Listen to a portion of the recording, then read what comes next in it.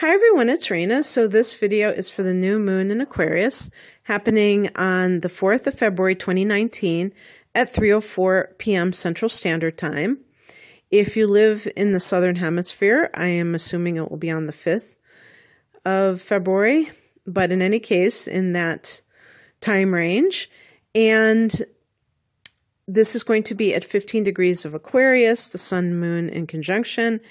And it's a time of independence and originality. And I'm going to actually call it Independence Day because we have the sun, moon, and Mercury all within orb. Well, the sun and moon to Mercury. And we also have Mars in Aries, which is also very, kind of chomping at the bit to accomplish something, whatever that is. But usually with Aries, there's a lot of independence as well. And even Venus is only 1 degree of Capricorn, so it's very close to Sagittarius. And that is also a fire sign that is like Aries is associated with being one's own person and having a sense of freedom. With Aquarius, because it is ruled by Uranus, there is this desire to be original. This leads Aquarius, and I'm speaking of, let's say, the sun sign, but this applies to the new moon energy as well. This leads Aquarius to march to their own drummer, to kind of stand out from others, stand out from the pack. And the irony is, Aquarius rules the 11th house of the collective, of friendships, of groups that you belong to. And so, Aquarius loves groups of people. And especially because Aquarius is an air sign and loves to communicate with others, it's even like in a group setting that they particularly shine. And yet they kind of want to stay apart from that group, even though they want the group to be egalitarian. Everybody has their own say. Nobody is above anybody else. They still do not want to conform to whatever the typical attitudes collectively of a group. The Aquarian will be the contrarian and kind of stand apart from that. So I can see some value in that, because rather than just joining a group and forgetting about your own identity, it's like both. You get to be part of a group, but you still retain your individuality. There's nothing wrong with that. Now, at the time of a new moon, there may be a theme of new beginnings associated with whatever sign is the new moon is in. And so with Aquarius, it can be through technology. Maybe you want to start something online. The 11th house can connect to the internet and to technology itself, the actual equipment. So maybe you want to invest in equipment that you can utilize for online endeavors. So a new camera, a new microphone, perhaps even a new YouTube channel that you are going to store the videos and air the videos, whatever it is. And this is a good month to launch things, because in March, we are going to have a Mercury retrograde, and then April, a Jupiter retrograde. So there's going to be, and I think Saturn's somewhere in there. So February is really a green light month. And you may have the urge to do something where you're reaching a whole lot of people, and that's kind of the 11th house, reaching the masses. And so at the same time, with Mars in Aries, there's a sense of urgency here to act. Mars rules Aries, but as you probably know, if you know anything about astrology, Aries is a sign of rashness. It's a sign of like sometimes acting before one thinks because of that overeagerness to do something in a particular situation, to start something. Aries is a cardinal sign. It's a catalyst. We also have Venus in a cardinal sign of Capricorn, 1 degree though. So even Venus is very close to Sag, and which is another fire sign. So there's like a little hint being kind of cuspy there that there is the freedom-loving energy with Venus as well. But if we just talk about it in terms of Capricorn, Capricorn is a sign that's associated with career objectives. Venus is in Capricorn. So this is relationship issues, but relationship issues that are not so much romantic, but more pragmatic. We do have a trine here between Venus and Mars, surprisingly enough. This is because, according to this chart, I don't know, that doesn't sound right. Oh, I see. I think it's because it is on the cusp of Sagittarius that it's considered within orb. It's quite a, no, I guess it's not too bad. It's very close to Sag. So with the divine lovers forming a trine, this is a great time for relationships to thrive and be well balanced between the romantic and the physical passion. And there's also a well-aspected Mercury to Mars, where the mind is humming along. There's not that sense of confusion. We've had a lot of adverse Neptune contacts recently, and those seem to have really gone away as some of these other transits have cleared. And let me look to see. I just think it's wonderful because the sun is forming a conjunction, obviously, with the moon, so they are on the same page, the outer aspirational self and the emotional self, and knowing that they want to be free. They want to be free of those emotions that drag them down. Okay, with Aquarius being an air sign and being known for detachment, the nightmare scenario is anything that involves a partner who is making demands on such an individual who's trying to break free. So this can be a time when people realize that they are free agents, that they don't have to be somebody's possession. Aquarius is a sign that, you know, has this connection to utopia of like, what would be the perfect society and how would people act in a perfect society? And so, you know, just like Sagittarius is and the 9th house that Sagittarius rules is about the philosophical framework. For Aquarius in the 11th house, this is more, you could even say on the mundane level, how would that show up if we had a utopian society? What kind of housing would we have? Well, we would probably have communes, right?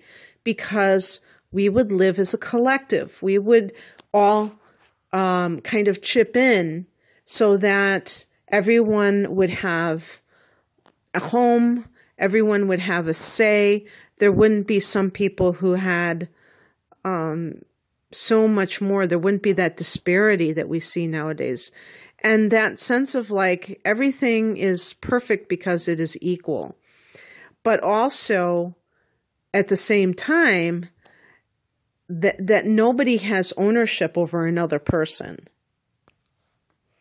Aquarians abhor drama. Well, I was going to say drama, but in particular, any kind of jealousy from others is a real turnoff. And this is the kind of thing that Aquarians shy away from or kind of like recoil from if they are in a relationship with somebody who is trying to claim that they belong to them and dictate to them how they should live. And also just maybe even the government. The government shouldn't tell me how to live. I have the right to live how I choose. So, I was thinking of that flag that says, don't tread on me, that kind of, to me, I could see that as an Aquarian type of a mentality of like, I have the right to live my own life as an individual. Same with Aries. I could see that as Aries too, as the independent, the rugged individualist type of personality. So relationship issues can be front and center because you might have one person who is really kind of like avoiding making that commitment that the other person wants. We have here a square between Mars and Saturn. So rebelling against tradition. That's what Saturn represents. And actually, there's a conjunction between Mars and Uranus. So that kind of enhances that sort of rebel, but I would say with a cause, not without a cause. And just the sun being in conjunction with Mercury and the moon being in conjunction with Mercury, people are really interacting. And also with the moon,